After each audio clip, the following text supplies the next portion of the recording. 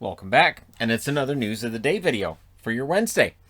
Crosby, Sid the Kid, he's out for 6 weeks. So he had wrist surgery, procedure done, and so he'll be out for at least the first week of the season. That's the expectation. They're saying it's at least 6 weeks. It would not be un-Crosby-like to cut that time down. I wouldn't be surprised if he did. Crosby, yeah, I mean, if they're missing him, it gives Malkin an opportunity. This is why Jeff Carter's still there. Carter can jump up to the second center spot to start out the season. So we'll see how long this goes for. Cole Caulfield is right now, according to the whole betting lines, he is the favorite for the Calder. And if you're wondering, Nick Robertson, if you want to put a bet on him, the odds are pretty long on Robertson, but if he were to somehow get a top 6 position in Toronto, you just never know. But Caulfield being the favorite makes a lot of sense. He played a handful of games before the end of the season, and then he played the most of the playoffs, right? And he was pretty darn good. So it makes sense that he's the favorite for the Calder right now. And we'll see whether or not he can get that done. Now, Calgary's made some news today as well. First off, they've signed Brad Richardson to a 1-year deal of $800,000. I like Brad Richardson. He's a good 13th forward for them. Can fill in and be a 4th-line center as well. Former Vancouver Canuck, and I like the player.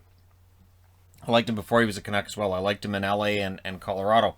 So he moves on, joins another team, a true journeyman at this point, and wish him the best. They've also signed Mackey to a 2-year extension. He gets $912,500 per season. So Mackey makes a little bit more than Richardson there, but they're both on one-way deals. So yeah, Flames getting some stuff done. The Colorado Avalanche have handed out a professional tryout, so this is not an official contract yet.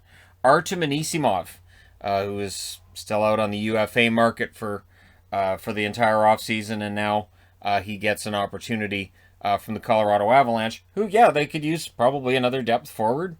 And so we'll see how he does in camp and whether he impresses Colorado or maybe somebody else. Maybe he ends up going somewhere else. But he's on the tryout with the Avs.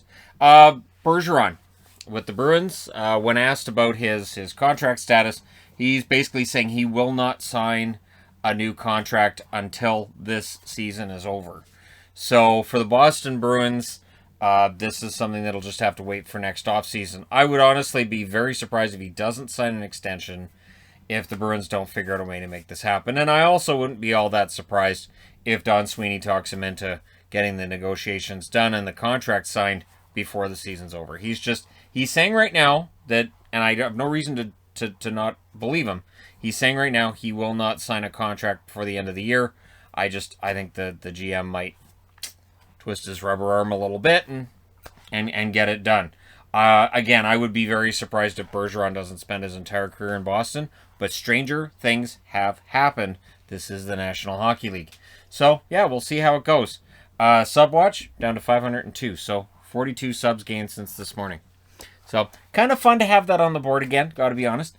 And, yeah, we'll see how long that sticks around, but for now it's there. So, let me know your thoughts regarding any of these topics in the comment section below. Don't forget to hit like and subscribe. If you're browsing your way through, you just happen upon this video. We're only a couple of weeks away from previews and reviews and stuff, so looking forward to that, and stick around for it. Thank you guys so much for all your support. I will talk to you again soon.